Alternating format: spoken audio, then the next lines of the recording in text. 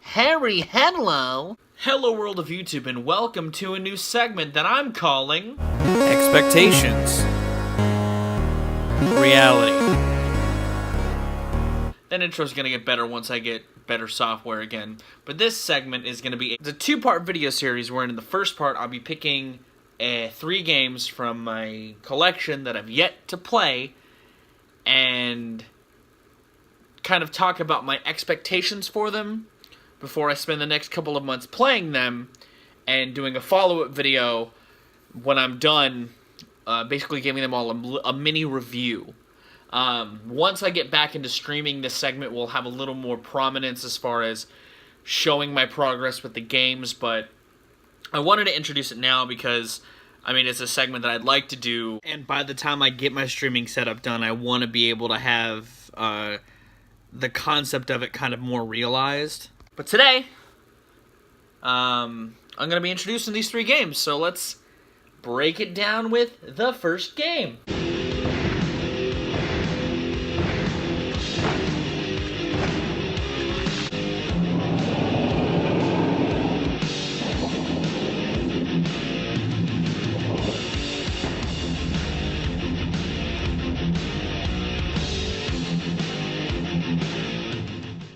I'm a pretty avid Turok fan. I grew up playing these 3 over the years, and I've yet to play Shadows of Oblivion. I found it about 6 months ago, and this finally gives me an excuse to play it. Really, I just hope that it's more like the last 2 Turok games. I know it's not going to be anything like Rage Wars, because this is like a Quake clone on the N64, but I'm hoping that this has a solid enough story with a bunch of ridiculous weapons that I just get to mow down aliens and dinosaurs with. That's really the most hopes that I have for this. I'm sure I'll enjoy it. Just how absurd it gets will dictate that level of excitement. Sega.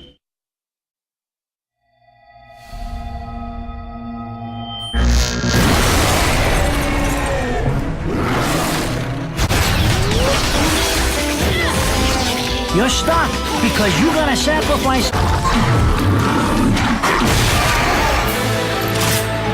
Successor.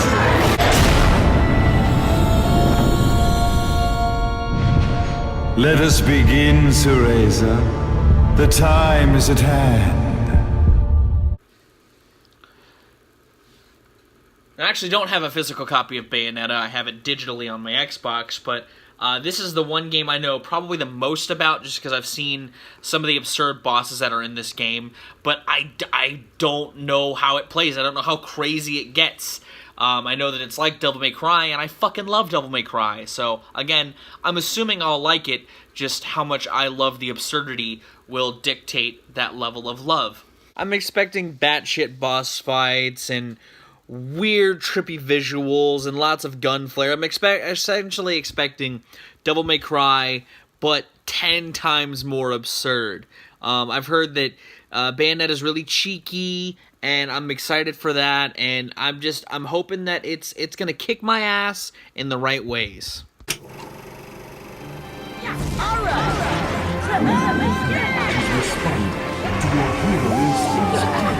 You're just another one of those old attractions in this movie land. Head to the go-go, baby! You can't disappoint them. Oh, Sylvia.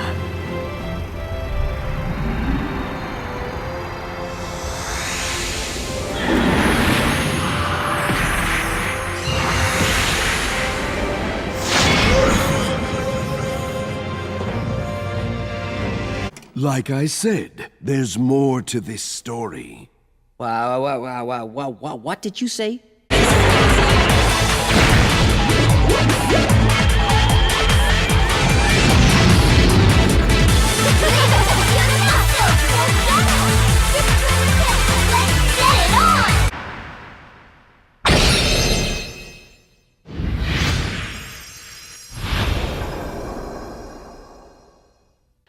Now, like Turok, I played the fuck out of Viewtiful Joe 1, so I'm only hoping that Viewtiful Joe 2 is even better. Again, like Turok 3, I found it not too long ago, and this just gives me an excuse to sit down and play it, and finally play through the sequel to one of my favorite GameCube games. I know next to nothing about this, like Turok 3, but I'm hoping that it's as tongue-in-cheek as the first game. I hope they expand upon the powers just a little bit. I know that Sylvia is a playable character, but I don't know how integral she is to the gameplay. Yeah, I don't know. I have mid hopes, tepid hopes. You know, this is back when peak 2000s Capcom, so I'm sure that it's a competent game. Really how far they go with the tongue-in-cheek and self-awareness and what they expand upon is going to dictate really my fun that I'm going to have. This is one of the games that I'm really anticipating playing for this. Like, I'm pretty stoked for Turok 3 because I played all the other ones, but Viewtiful Joe 2 I'm extremely excited for because this was like my peak tween teen years was when I played this game, and I fucking love this game. I love the bosses, I love the aesthetic of this game, I love Joe, so I'm excited to play Viewtiful Joe 2, and you guys will get my reactions to these games in a couple of months' time, when I finish playing them. I'm gonna aim to have this series happen every other month in the rotation like the other videos, but we'll see how successful that is, given, you know, life and such. Like I said, when I start streaming again, these games for this segment will be pretty prominent in my streaming repertoire, because it'll give you guys a chance to see my reactions to these games and maybe get a sneak peek at the reality video whenever I decide to make it. Hopefully you guys are excited for this series. Hopefully it makes a little bit of sense. When my buddy helped me tool this idea, because it's a way to get gaming into the channel, I thought it was really good, but I didn't know if I was going to do a good job at conveying the kind of the thought process behind this series. Again, like all the series I'm introducing to the channel, if you have any suggestions on how to retool it, reshape it into a more digestible experience, let me know. But this is probably the easiest way I could think to do it. Introduce it, streams in the future, and reality video. But I'm going to go. Thank you for watching. I have been Viral Rack. You guys have good days, lives, and situations. Hopefully you're excited to see what I think of these games. And I'll see you another day.